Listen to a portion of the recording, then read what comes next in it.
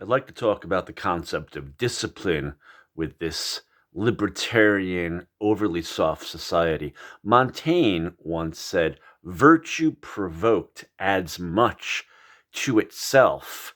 I think that is self evident what it means.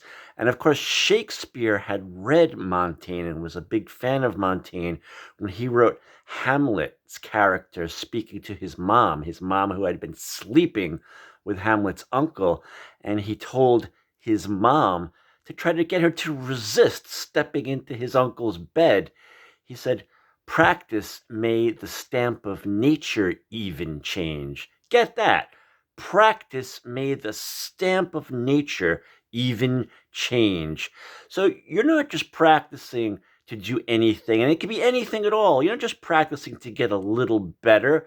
It's that once you've practiced, the very neurons and biochemistry and will you had yesterday is now different today and then different tomorrow. You're not the same person anymore for having practiced.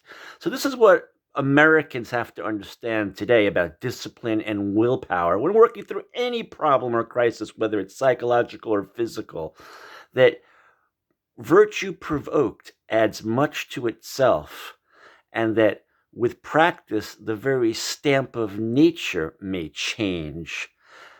And on a tangent of that, when you get kids in high school who don't want to read Shakespeare, and I was a Board of Ed teacher, I tell them flat out, "What are you kidding? You suck. You can barely speak English. You're a virgin. You have nothing going on. This man who was genetically superior and used language better than anyone in the known world is giving you his tips on using language. And because it's a little bit hard to read because it's different." Well, of course it's different. He's superior and you suck. He is a 10 and you are 1. You don't want to read Shakespeare. I'm not letting you read Shakespeare. You're not good enough to read Shakespeare. Americans have to understand, to attain a height, you have to understand the settings and increments of merit.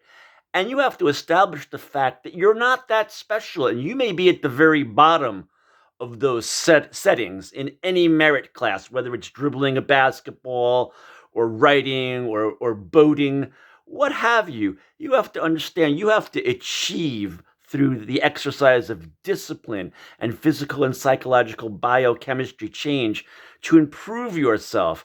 You don't want to read Shakespeare because you don't like Shakespeare? Of course you don't.